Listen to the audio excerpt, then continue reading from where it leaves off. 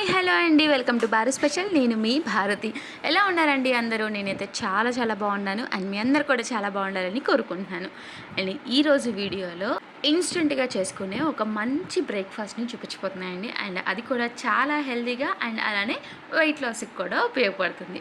So మనం weight loss చేయాలి అనుకుంటే మనం తినే ఫుడ్లోనే చేంజెస్ చేసుకుంటే సరిపోతుందండి.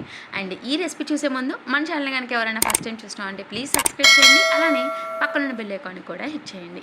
అండ్ నేనైతే ఫస్ట్ ఒక మిక్సర్ జార్ తీసుకొని అందులో హాఫ్ కప్పు ఓట్స్ని అలానే హాఫ్ కప్పు రోస్టెడ్ మక్నాని యాడ్ చేసుకుంటున్నాను అండి. అండ్ ఈ రెండింటిని యాడ్ చేసుకున్న తర్వాత ఇంకొక హాఫ్ కప్పు సూజీని కూడా యాడ్ చేసేసుకుంటున్నాను అండి. అండ్ వీటన్నిటిని ఒకసారి జస్ట్ అలాగా బ్లెండ్ చేసేసుకొని మనం ఇలాగా పౌడర్ లాగా ప్రిపేర్ చేసేసుకోవాలండి. అండ్ ఇప్పుడు చూసారు కదా, ఇదైతే మనకి పౌడర్ లాగా రెడీ అయిపోయింది. అండ్ ఇప్పుడు దీనిలోనే ఒక హాఫ్ కప్పు పెరుగుని అండ్ అలానే ఇంకొక హాఫ్ కప్పు వాటర్ని యాడ్ చేస్తున్నానండి. అండ్ అన్నీ కూడా ఈక్వల్గా యాడ్ చేసేసుకున్నాను అండి నేను. అండ్ ఇలా యాడ్ చేసుకున్న తర్వాత ఒకసారి కలయి పెట్టేసేసుకొని ఇంకోసారి మనం చక్కగా బ్లెండ్ చేసి పెట్టుకుంటే మనకి ఇది స్మూత్ బ్యాటర్ లాగా చక్కగా ఫామ్ అవుతుందండి. అండ్ బ్యాటర్ కన్సిస్టెన్సీ కూడా చూసుకోండి, మరీ గట్టిగా అయితే తప్పితే కొంచెం వాటర్ని యాడ్ చేసుకోండి, లేదంటే సేమ్ యాజ్ ఇట్ ఈస్గానే ఉంచేసేయండి. అండ్ ఇప్పుడు దీనిలోనే కొంచెం ఉప్పు అండ్ అలానే కొంచెం కారం కూడా యాడ్ చేసేసుకోండి. మీరు కారంతో పాటు మిర్చి కావాలంటే మిర్చి కూడా యాడ్ చేసేసుకోవచ్చండి. అండ్ ఇప్పుడు అందులోనే కొంచెం తురిమిన క్యారెట్ని అండ్ అలానే కొంచెం చాప్ చేసిన ఆనియన్స్ని కూడా యాడ్ చేసేసుకొని సన్నగా కట్ చేసి పెట్టుకున్న కరివేపాకును కూడా ఇందులో యాడ్ చేసేసి చక్కగా వీటిల్లోనే కొంచెం మటర్ని కూడా యాడ్ చేస్తున్నాయండి. ఎందుకంటే చూడడానికి కలర్ఫుల్గానే ఉంటుంది, అలానే హెల్దీగా కూడా ఉంటుంది కాబట్టి.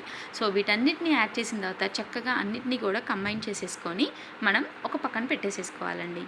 అండ్ పిండి కొంచెం పలుచగా అయిపోతే కనుక దోశలు విరిగిపోతూ ఉంటాయండి. అండ్ ఇలా కలుపుకున్న తర్వాత మనం స్టవ్ మీద దోశ ప్యాన్ని హీట్ చేసేసుకొని ఒక 2 లేదా 3 స్పూన్స్ బ్యాటర్ని ఇలా యాడ్ చేసేసుకొని చక్కగా పిండిని స్ప్రెడ్ చేసుకున్న తర్వాత దీనిపైన కొంచెం ఆయిల్ని అప్లై చేసేసుకోండి. మరీ ఎక్కువగా ఆయిల్ని అప్లై చేయకపోయినా కూడా పర్వాలేదండి, లైట్గా ఆయిల్ని అప్లై చేసుకోండి.